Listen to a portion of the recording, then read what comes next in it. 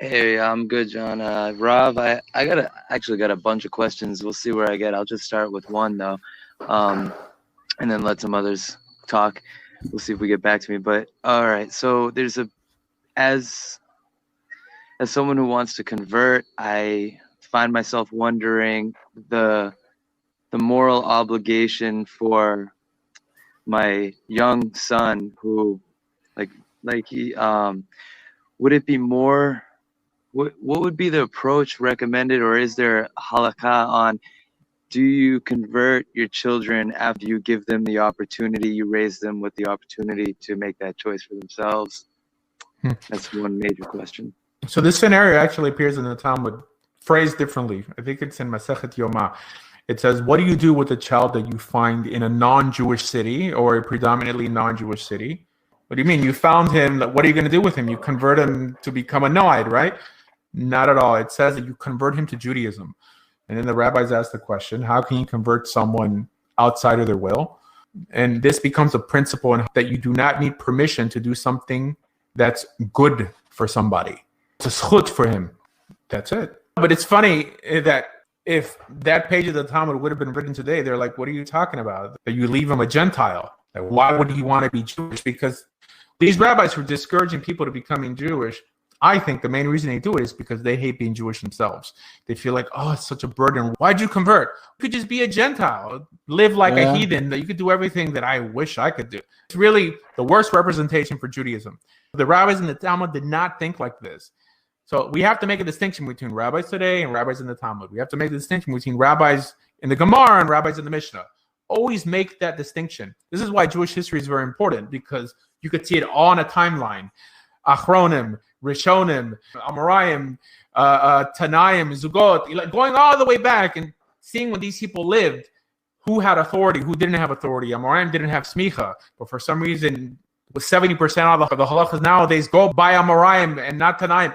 There's a big disconnect. There's so much to be done in Judaism, in Orthodox Judaism, to reform Orthodoxy. There's so much to be done that if you guys were thinking, what can I bring to the table? I was a big fish in the Hebrew roots or Messianic world. Now that I've dropped JC and I'm coming to Orthodoxy, what can I bring to the table? There is so much you could bring to the table. There's so many books that haven't even been translated. Shulchan Aruch completely even hasn't been translated yet. Any of you guys with a basic understanding of Hebrew and a Hebrew dictionary could help translate Hebrew books at websites like Sefaria, because Orthodox Jews don't care. They don't care to educate people in English. As a matter of fact, the controversy is that they didn't want Shulchan Aruch translated into English because of the power grab.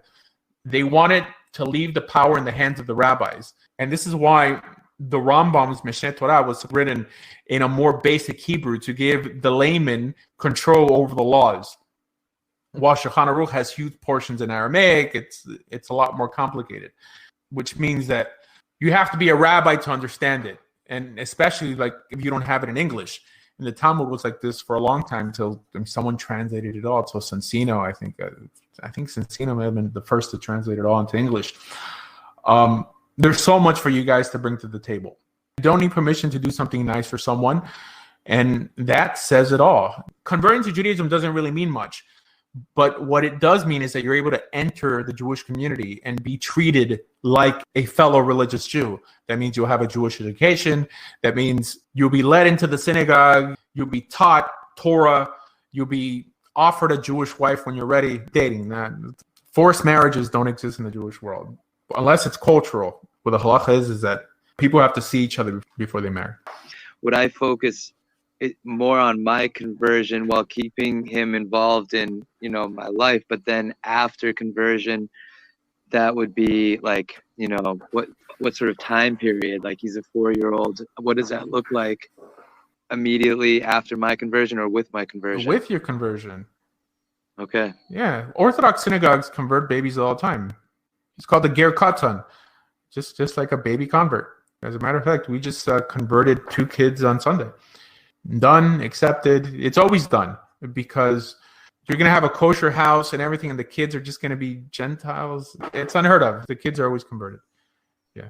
All right. Well, thank you. Appreciate that. No problem. Sure. Wireless caller, you're on here. It's Kalev. How you guys doing? My brother Kalev. What's going on? All is well. Call up my cousin. question for you. Immersing in a mikveh, obviously you're supposed to do it in a natural pool of water, be it the ocean or a river or lake. But what if somebody does it like in a swimming pool? Is that kosher? Or is it not? Because I've seen a couple like reformed and conservative like do theirs like in a swimming pool. Mm-hmm. So the vast majority of conversions, including Orthodox conversions, do not take place in the ocean at all. The ocean is technically the most kosher mikveh, but I'm just saying that they don't do it in the ocean. In a mikveh, like if you go to a ladies' mikveh, that's what it is. It's a little swimming pool. It looks almost like a little bathhouse. If you say it like most people know what the bathhouse is. Now I know where you hang out, John. Oh, boy. But the vast majority of conversions happen in mikvahs. Do you not take the potential converts to the Chabad mikveh because of just what you believe in, how you believe in Chabad, or do they charge money, or is it a little of each? Or it's hard because the Chabad mikveh is typically being used by Chabadniks constantly. Most Hasidic Jews go you just can't just stroll in like a brother with and just be like, yeah, we're dipping in for a conversion. They'd be like, what's going on? No, that's not an issue. I've converted many people there, but not women, because it's just not modest. The men are going to be coming in and out. Like guys, I don't care. Like if you guys ever been to a mikveh, like a real sure. Everyone's if you go to Monsey, Vishnitz, there's a huge mikveh in the basement, and it's just like a bunch of guys in the pool naked. I've been to the Ari mikveh in Tzfat. I've been to mikvahs all over Jerusalem. The Ari mikveh, which is in an actual cave, that constitutes for what halacha calls mayim chaim, living water. Not that a mikveh has to be living water, but living water constitutes as a kosher mikveh. That's the understanding. But is a regular swimming pool kosher? Okay. According to the language today, the understanding today, there's no real requirement for men to go to the mikveh at all, whether you're a Hasidic, whether anything, right? So, but men do go to the mikveh. I mean, people, like, even if you're not Hasidic, before you get married, you go to the mikveh. The day before, also for Yom Kippur, some people for Rosh Hashanah go to the mikveh, and they're not Hasidish. But there's no halakhic requirement for men to go to the mikveh. They do this out of I don't know, it's like a minhag shtus. It's just a custom that people do. They don't even know why they do it.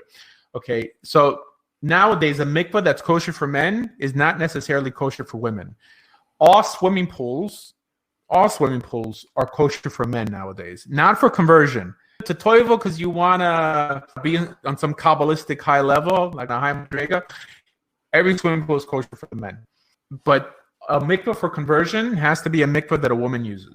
The difference between a swimming pool mikveh and a regular in-house mikveh that women will use, because most women don't use the other type of mikvahs just for modesty reasons. That's really the main reason mikvahs were closed to begin with, because women have to use it and not be seen. Even men typically drive their wives to the mikveh, like if they don't live nearby. And then when you walk in, it's usually all closed in, so people don't even know that she's going to the mikveh, because it's immodest to assume that she had her period and all this stuff.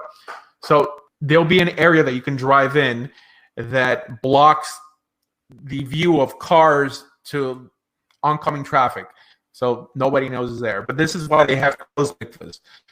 Again, men never really had to go to the mikvah. There's a notion of like Kiri and Takanas Ezra, but all these things, they never stuck. There was once a halacha that you had to go to a mikvah after a seminal mission or you couldn't study Torah. I think that was what Takanas Ezra was, and it was a takana that Ezra did that never really stuck amongst the Jewish people, so it sort of like fizzled away. So a swimming pool could constitute as a kosher mikveh if the filter is not running, if the water doesn't leak in any way, it's completely sealed. This is why in kosher mikvahs, they have to turn the filter off, and the water can't seep into anything.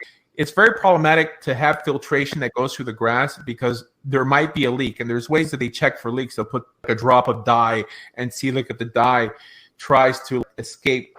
The most accepted understanding of a kosher mikveh is a mikveh filled with rainwater. How much rainwater? 40 sa. A sa is a halachic measurement. There's an argument of what 40 sa actually is. Some people say 40 sa is 180 gallons. Some people say, I believe it's like 90 gallons. There's a debate. I think the minimum of rainwater that people put in a mikveh nowadays, not just rainwater, it could also be snow. Snow that's melted I think it's around 250 gallons.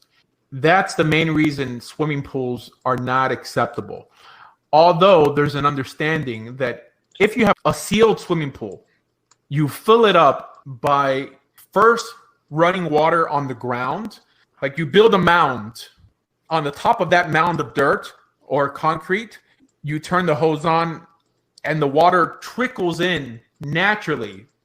In this case, because of gravity, that constitutes a natural flow of water equivalent to snow and rain, and you could fill it up like that, assuming that there was no leaks in the pool, and that would make it kosher for women and kalim.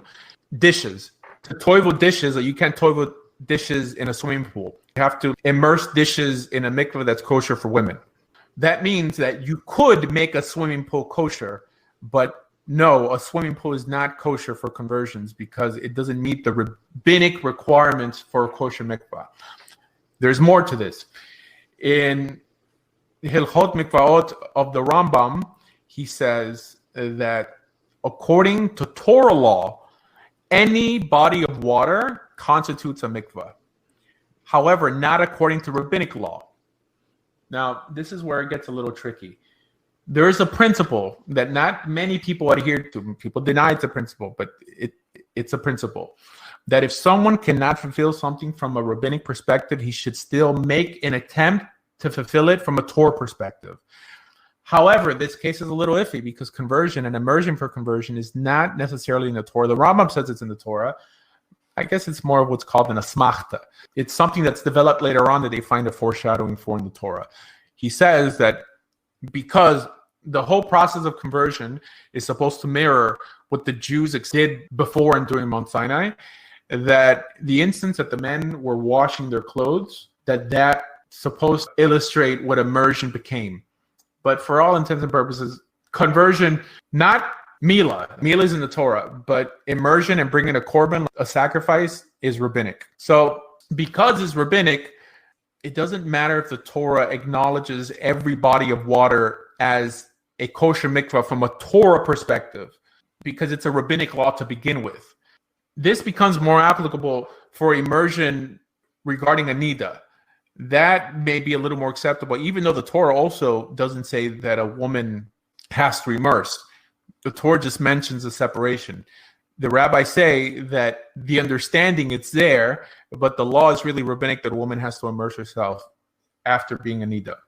For all intents and purposes, if you guys want to live in a kosher community, don't have your wife going into the swimming pool, or I don't know why some Karaites even do this, a bathtub. Why would a Karaite immerse a woman who's a nida when the Torah doesn't say to do it? I mean, assuming that they're Torah only. I mean, it's rabbinic. I'm a rabbinic Jew. I follow the halakha. So no, a swimming pool is not kosher for conversion. It's not kosher for women. It's not kosher for vessels, for dishes and stuff like that. Only a mikvah, a beach, and some lakes and some springs and some rivers. That's also questionable. It depends. It's not so complicated to be able to distinguish between what's kosher regarding a lake, because there's an argument that if it's stagnant water, it may not be kosher for different reasons. But it's too deep for the study. It's too deep for that. Yeah. Did AR figure out the technical difficulties? Okay. Can y'all hear me? It's a miracle, bro. Okay. All right.